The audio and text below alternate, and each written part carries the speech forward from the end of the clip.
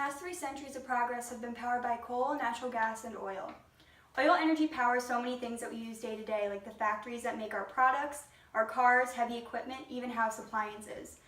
1 kilogram of burnt oil can generate up to 10,000 kilocalories, meaning that a substantial amount of energy is created from small amounts of oil. Oil can be found all over the world, as seen on the map. The United States is currently having an oil boom because so much oil is found in trapped shale underneath the ground in regions such as Pennsylvania and all the way across through Ohio. Oil is everywhere, and we can't just decrease our dependency on it overnight. The United States is using pipelines to bring oil production back to North America. Canada has an abundance of tar sand deposits, and by creating methods of transport, such as the Dakota Access Pipeline, the U.S. will reap economic and political benefits. Even though America is able to supply a large amount of its oil needs, a large amount of imports still come in from Latin America, Persia, and Africa. About 61% of our oil is still being imported from foreign countries. There are a couple different ways that oil and petroleum could be extracted from the earth. This includes deep well drilling, offshore drilling, and hydraulic fracturing. The oil well is created by drilling a deep hole into the earth with an oil rig. A steel pipe is placed in the hole to provide structural integrity to the newly drilled wellbore. Holes are then made in the base of the well to enable oil to pass through the bore. Hydraulic fracturing is a very efficient way of accessing hard-to-reach or trapped oil within the deep shale regions of the United States.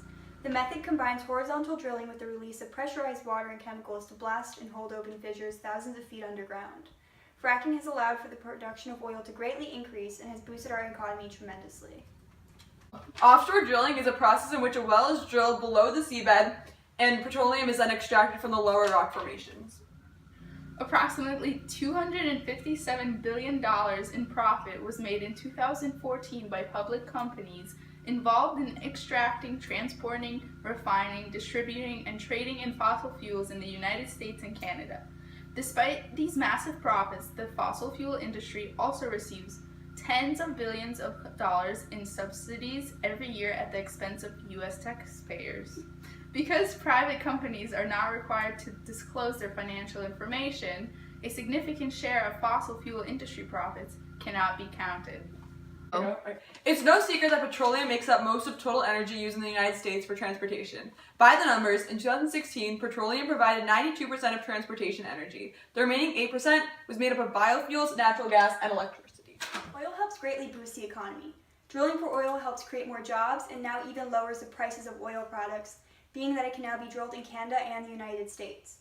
It's extracted at a lower cost than the money that is made from it. Therefore, it creates a larger profit and paycheck for oil companies and their workers. As you can see, areas where drilling occurs often see these advantages. Drilling and pipelines create tens of thousands of job opportunities both directly and indirectly. Local businesses benefit from oil drilling because workers typically spend money on lodging, food, and entertainment. However, these jobs and booms are mostly temporary. Every year, the oil and gas industry pays billions of dollars in taxes to the government. Taxes help pay for important government services, such as education, healthcare, and infrastructure that benefit everyone living in the country. So many people think that we can get off oil dependency overnight. That's not even possible because it's hard to get off the dependency because so many of the products and machinery today are made out of or ran by petroleum products. There's already massive infrastructure established to produce and transport oil, whether it's through pipelines, trucks, or just being stored for future use. Every day we use petroleum products such as plastic, the fuel for our cars, even some medicines and clothing. The world uses 94 million barrels of oil per day, and there are still billions of barrels of oil not yet touched. Okay, so lots of products are made from oil. Some common products made from oil include plastics, ink, paint, shoe polish, nylons, roof shingles, novelty candy, cosmetics, candles, Vaseline, bug killer, ammonia, tires, asphalt, crayons, paper cups, and wax paper. In this diagram of the petroleum tree, you can see that the oil branches out into many different products and industries, from wax paper to soap to insecticides to motor fuels. We can also see the petroleum tree has expanded in the last 60 years. The tree only 60 years ago included only oil, kerosene, and gasoline, and it now includes over 100 different uses, right, to what we see today. Sustainability is, by definition, maintaining the value of your resources for future generations. Because oil is non-renewable, once it's gone, it's gone. There's no easy way to use it sustainably. One way that we can try and be more sustainable is by investing in energy efficiency so that your need for oil decreases at the same rate that the supply of oil decreases. There are breakthroughs in the science of biofuel. Ethanol can be produced from corn, sugar, and fibrous plants, such as switchgrass. Currently, 10% of ethanol is blended with gasoline to make E10. Everyone has heard of an electric car. Electric cars are a newer source of transport, and they're especially widely used throughout Europe. Electric cars can either be solely electric powered without a backup engine, or they have a built-in fuel tank just in case one decides to take it on a distance trip. There are also hybrid cars that are meant to be more fuel efficient.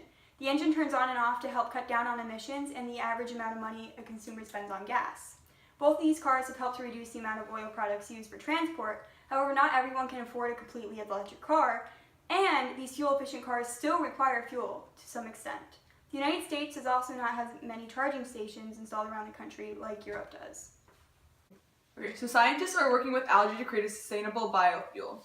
By using the process of hydrothermal liquefaction, a process used to pressure cook an algae solution, scientists are able to artificially speed up Earth's processes that created oil from algae. 100 pounds of algae equals 53 pounds of usable oil.